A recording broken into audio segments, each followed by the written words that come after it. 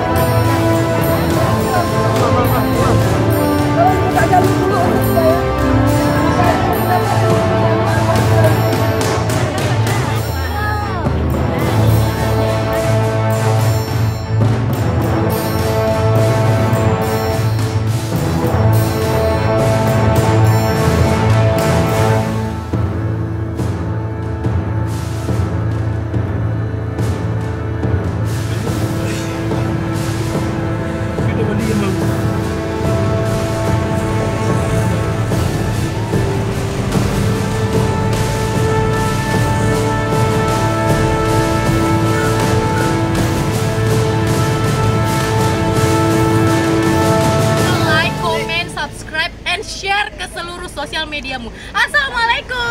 Waalaikumsalam.